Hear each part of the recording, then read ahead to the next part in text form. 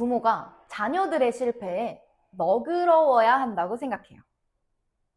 아니요, 오히려 실패를 환영해줘야 합니다. 그건 안 돼. 너무 위험할 것 같은데? 너 괜히 했다가 또 시간만 낭비한다? 혹시 이런 말 해보신 적 있으실까요? 그런데요, 이 말이 아이 인생을 망칠 수도 있습니다. 오늘 영상에서는 왜 실패를 막는 것이 오히려 아이를 실패하게 만드는지, 그렇다면 어떤 교육이 필요한지에 대해서 얘기해 보겠습니다. 끝까지 보시고 우리 아이에게 평생 가는 경제교육 만들어주세요. 많은 부모님들이 아이를 정말 사랑하기 때문에 우리 아이만큼은 실패하지 않게 해주고 싶다, 이런 마음을 자연스럽게 가지게 되죠. 그리고 우리는 이미 살아봤으니까 어떤 선택이 실패인지, 어떤 길이 위험한지 아이보다 더 잘 알고 있다고 생각을 하겠죠. 그래서 아이에게 미리 말을 해줍니다. 거기 아니야, 이게 더 안전해, 아니 이 길로 가야지. 그런데 여기서 굉장히 중요한 문제가 생깁니다. 아이 입장에서는요, 사실 실패를 안 하는 게 아니라 도전을 안 하는 게 되어버립니다. 왜냐하면 실패는 하면 안 되는 것이라고 배웠기 때문이죠. 그래서 실패 자체를 하지 못하도록 막는 것은 결국 도전하고자 하는 마음 자체를 막는 게 되어버립니다. 그럼 어떤 결과가 나타나겠어요? 아이를 결국 실패하게 만드는 게 되어버리겠죠. 사실은요, 실패를 많이 하는 아이는 문제가 있는 아이가 아니라 도전을 많이 하는 아이입니다. 실패가 많다는 건 그만큼 시도를 많이 했다는 뜻이거든요. 근데 이걸 너 또 실패했어? 라고 바라본다면 아이의 도전은 점점 사라지게 되겠죠. 부모가 실패를 막는 순간 아이는 다음과 같은 선택만 하게 됩니다. 하고 싶은 건 참는 선택, 남들이 걸어왔던 길만을 따라 걸어가는 선택. 혹시 이러한 선택이 안정적인 선택이라고 생각하고 계신가요? 저는 이렇게 생각합니다. 아이에게 안정적인 직업이 최고다, 안정적인 삶을 살아라 라고만 말하는 건 사실 아이를 위한 말이 아니라 부모의 두려움을 넘기는 것일 수도 있겠다고요.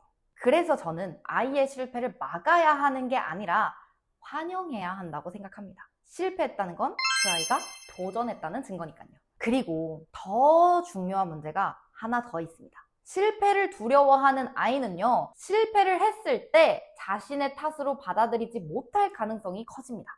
왜냐하면 실패는 절대 하면 안 되는 것이라고 배웠기 때문이죠. 그래서 계속 그 상황을 정당화해야 하는 거예요. 뭐 환경이 안 좋아서, 운이 나빠서, 누가 방해해서 이렇게 남 탓을 하는 습관이 만들어집니다. 이건 성격이 아니라 학습된 반응입니다. 실패하면 혼났던 경험이 쌓이면 쌓일수록 사람은 자연스럽게 실패를 인정하기보다는 회피하고 합리화하는 그런 방향으로 움직이게 됩니다. 제가 예전에 남 탓을 정말 많이 하는 사람을 한번 만난 적이 있었어요. 정말 말도 안 되게 사람을 탓하는 것을 넘어서서 사물 탓까지 하더라고요. 책상이 이렇게 있어서 어쩔 수 없었다, 뭐 내 의자는 뭐 이렇다, 뭐 이런 식으로요. 그런데 어느 날 그분이 저를 보고 이제 일어나시다가 커피를 쏟은 거예요. 그때 막 엄청 당황을 하시면서 아니 너무 갑작스럽게 들어오셔서 제가 이걸 이렇게 쏟을 수밖에 없어, 이런 식으로 말을 하시더라고요. 그래서 제가 아니 괜찮아요, 그럴 수도 있죠, 닦으면 되죠 라고 말을 했더니 갑자기 우시더라고요.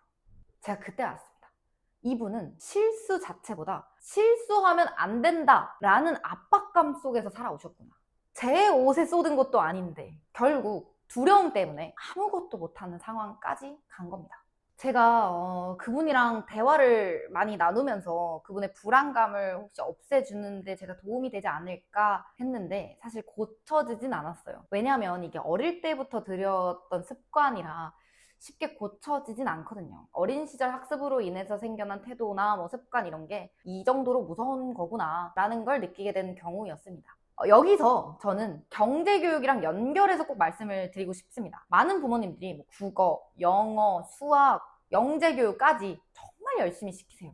그런데요, 사실 인생을 살아가는데 필요한 건 정답을 맞추는 능력보다 선택하고 실패하고 또 다시 선택할 수 있는 그런 능력입니다. 이게 본질이에요. 실패했다고 혼나고 나 다시는 실패하지 말아야지 하고 결심하는 게 문제 해결의 본질이 아니라, 그리고 이런 게 바로 경제 감각의 본질입니다. 돈을 잘 다루는 사람들은 선택해봤고 실패도 해봤고 그리고 그 결과를 책임도 져봤던 사람들입니다.